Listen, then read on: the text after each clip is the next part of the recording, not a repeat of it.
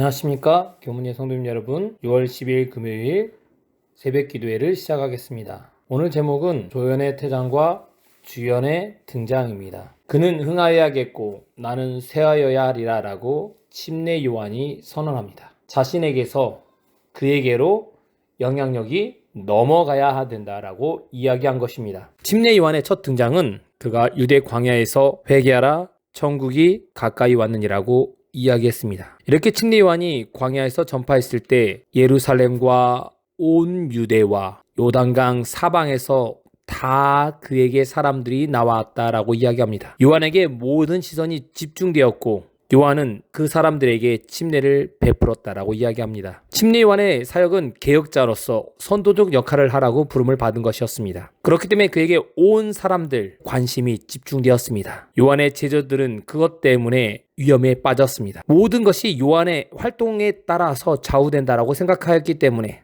요한의 원래의 역할, 선도적 역할을 했다고 부름받은 마태복음 3장 3절에 나와 있는 광야에서 외치는 자의 소리, 너희는 주의 길을 준비하라고 준비시키는 하나님께서 그를 통하여 일하시도록 하는 도구에 불과하다는 사실을 침례 요한의 역할에 대해서 제자들은 잘못 이해하고 있었고 망각하고 있었다라고 시대의 소망은 이야기합니다. 그렇다면 요한의 사역이 모든 것을 다 마쳤을까요? 요한의 제자들이 착각한 것은 요한은 주의 길을 준비하는 사람이었다는 것을 그들은 알지 못했습니다. 요한의 사업이 그리스도의 기초를 세우기에 충분하지 못했다는 것입니다. 요한의 사업으로 모든 것이 다 완성되었고 천국이 가까이 왔느니라고 말했던 침례 요한의 사역이 완성되지 않았고 마치지도 않았습니다. 또 다른 사업이 행해져야 한다는 사실을 요한의 제자들은 이해하지 못했습니다. 그렇기 때문에 사업을 완성하기 위해서 오셨던 그분을 보고 시기하고 불만을 품게 되었습니다. 예수께서 침례 요한이 하신 것과 똑같은 회개하라 천국이 가까이 왔느니라고 이야기합니다. 침례 요한의 천국이 가까이 왔다는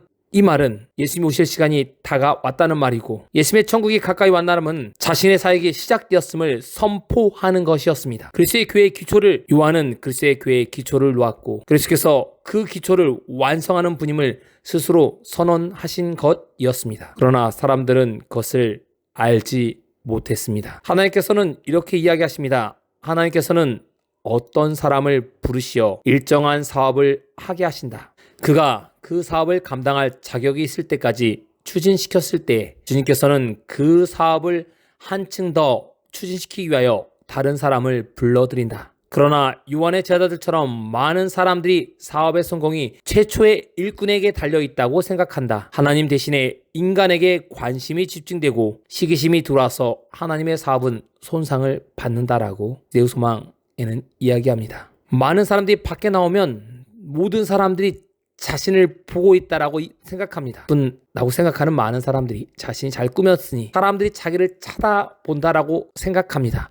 그러나 쳐다보는 사람들은 아무도 없습니다. 군복을 입고 있었을 때 모든 사람이 저를 쳐다본 줄 생각했습니다. 군대에 갔다 온 저만 군인을 생각하지 그 외 사람들은 군인시라 가는 것에 전혀 상관하지 않습니다. 저희가 착각한 것입니다. 이런 게 있습니다. 어느 날 생쥐가 천장구멍에 의해서 나왔습니다. 그랬더니 한 소녀가 무서워서 전등의 앞에 있었습니다. 소년의 눈에는 생쥐가 정말 소름 끼치게 못생기게 보였습니다. 그러나 생쥐의 눈에는 이 소년이 동화 속에 나온 아름다운 요정으로 보였습니다. 착각한 것입니다. 생쥐와 같은 눈으로 요한의 제자는 요한을 본 것입니다. 잘못 착각했기 때문에 그들은 사역을 오해했고 착각으로 인하여 뒤엉켜버린 일이 발생하게 된 것입니다. 이론에서 하나님 대신에 인간에게 집중되었기 때문에 시기심으로 인하여 하나님의 사업이 손상받을 위기에 놓인 것입니다. 이럴 때 침례 요한은 자신을 과신하지 않았습니다. 과신하고 싶은 욕심이 들었고 유혹이 받았을 때 그는 하나님께 매달렸습니다. 많은 사람들이 인간의 지도를 받는다고 생각합니다. 그렇게 함으로 하나님께 멀어질 수밖에 없습니다. 우리는 사람의 인도를 받는 것이 아니라 하나님의 인도를 받아야 합니다. 착각은 자유지만 혼자만 즐겨야 합니다. 다른 사람에게 그것을 전파했을 때 사람이 그것으로 인하여 지도를 받을 때 심각한 오류에 빠질 수 있기 때문입니다. 그리스도인들의 착각 25가지가 있습니다. 강도는 큰 죄라고 생각하지만 거짓말은 작은 죄라고 생각합니다. 다른 사람의 마음을 상처 입히는 것 작은 죄라고 생각합니다. 대림교인들도 먹는 것에 엄격한 잣대를 대지만 남의 마음에 상처를 주는 것은 그것보다 더 큰 범죄라는 사실을 잊고 있습니다. 신앙하는 것, 기도하는 것, 인간관계 맺는 것, 이 모든 부분은 똑같은 잣대로 취급하신다라고 하나님께서 이야기하십니다. 화인야산 이 부분에 대해서 다른 사람의 마음을 상처 입힌 사람은 살인죄와 똑같은 죄라고 이야기합니다. 우리는 착각에 빠져서는 안 됩니다. 오류에 빠지면 하나님에게서 멀리 벗어날 수밖에 없습니다. 사람의 지도를 받는 것이 아니라 하나님의 인도함을 받아야 합니다. 우리는 하나님 앞에 설 사람들입니다. 우리는 하나님 앞에 설 능력이 없지만 그리스도의 입혀주신 의로 말미암아 우리는 죄 없는 사람들이 되었습니다. 그렇기 때문에 화인 여사는 이렇게 얘기합니다.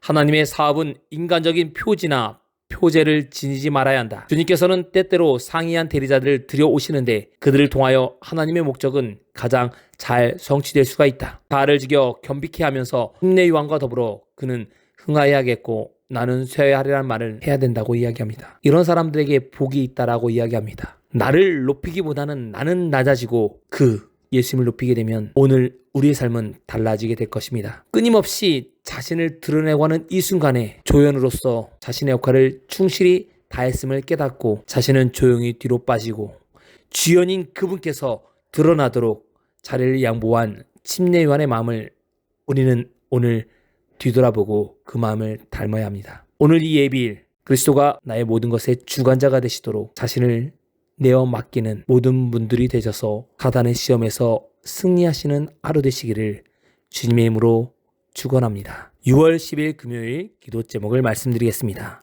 첫 번째, 교회 환우들을 위해서 여러분께서 있는 곳에서 기도해 주시기 바랍니다. 두 번째는 대총회가 이제 곧 마무리되어 가고 있습니다. 여러분께서 제 신임 되신 우리 테드 윌스 목사님을 위해서 기도해 주시고 그 외 임원들 위해서 그 여러 가지 맡으신 부회장들과 여러분들 위해서 함께 기도해 주시고 새롭게 북아태주의 지회장으로 선출되신 우리 김요한 목사님을 위해서 있는 곳에서 함께 기도해 주시기 바랍니다. 세 번째는 소그룹이 활성화될 수 있도록 기도해 주시기 바랍니다. 그리고 네 번째는 전쟁이 아직도 넉 달 이상 지속되는 우리 우크라이나와 러시아의 전쟁이 속히 마칠 수 있도록 우크라이나에 있는 우리 재림교인들을 위해서 특별히 기도해 주시기 바랍니다. 그리고 난민이 된 우크라이나의 사람들 위해서도 기도해 주시기 바랍니다. 마지막으로 개인의 기도 제목을 가지고 음악이 마칠 때까지 기도하는 시간을 갖도록 하겠습니다.